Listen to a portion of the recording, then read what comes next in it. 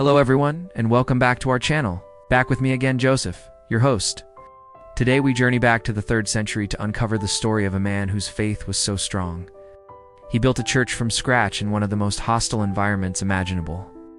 This is the story of Saint Gatianus of Tours, the apostle of Gaul, whose legacy was nearly lost to history, but was so powerful it inspired one of the greatest saints who followed him.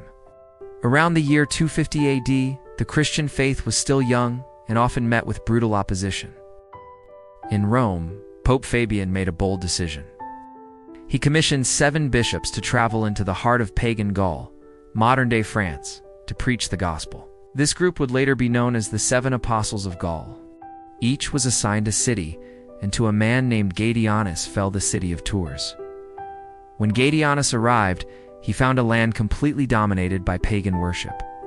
The people were deeply devoted to their idols, and Roman gods like Mithras were revered. There was no Christian community, no church building, not even a safe place to gather. For a missionary, it was like stepping into a spiritual wilderness. The local population wasn't just indifferent, they were hostile. Preaching the name of Christ was a life-threatening act. So, how did Gatianus begin his mission? He operated in secret. He became a fugitive for his faith, often hiding to avoid detection and persecution.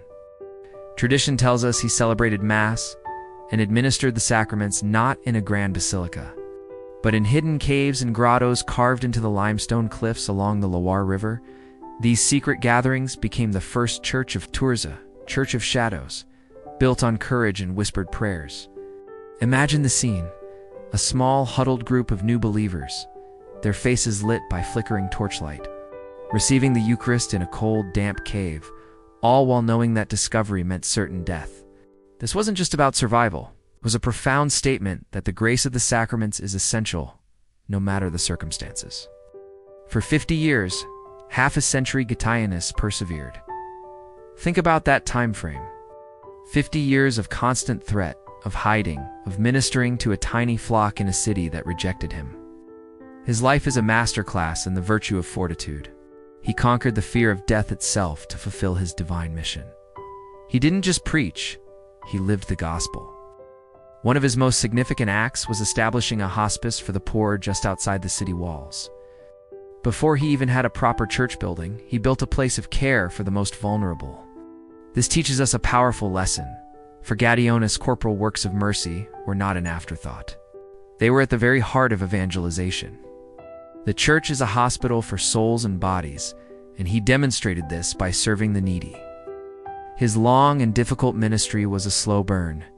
He wasn't met with mass conversions or instant success. Instead, he planted seeds, one soul at a time. He trained local clerics, ensuring that even if he were captured, the faith would have a chance to endure. He patiently laid a foundation, stone by stone, in a land that seemed determined to uproot everything he planted. As he neared the end of his life, around the year 301 AD, tradition holds that a beautiful and comforting vision was granted to him. As he lay dying, exhausted from 5 decades of labor, he saw Jesus Christ appear before him to administer his final Holy Communion. It was a divine assurance that his tireless work had not been in vain. After Gatianus' death, however, the fragile community he had built was almost extinguished. A severe wave of persecution swept through Gaul, and the See of Tours was left vacant for 36 years. The Christians he had converted were scattered, their structures weakened. It seemed as though his 50 years of effort might have been for nothing. But the seeds Gatianus planted were deeper than anyone knew. Nearly a century later, another great figure arrived in Tours, Saint Martin.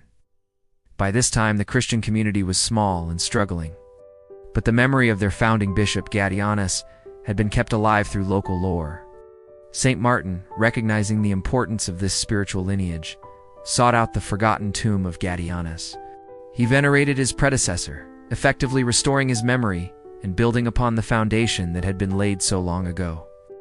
This act highlights the ancient Christian tradition of honoring the saints who have gone before us, drawing strength from their example to continue our own journey of faith.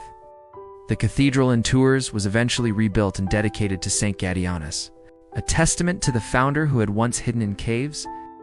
Though many specific details of his life are lost to his records, were likely destroyed. During the persecutions, his legacy is undeniable. Historians like Gregory of Tours, writing in the 6th century, to piece together his story from oral traditions and comparisons with other saints. Yet the core facts remain. Gatianus served for 50 years, established the church in Tours against all odds, and laid the groundwork for one of the most important Christian centers in medieval Europe. The story of Saint Gatianus is not one of flashy miracles or dramatic, widespread success. It's a story of quiet perseverance, of showing up day after day for 50 years in the face of fear and opposition. It's a reminder that faith is often a long game, a patient labor of love. His life perfectly illustrates the Church's missionary mandate, the call to go out to all nations, even to places that seem unwelcoming.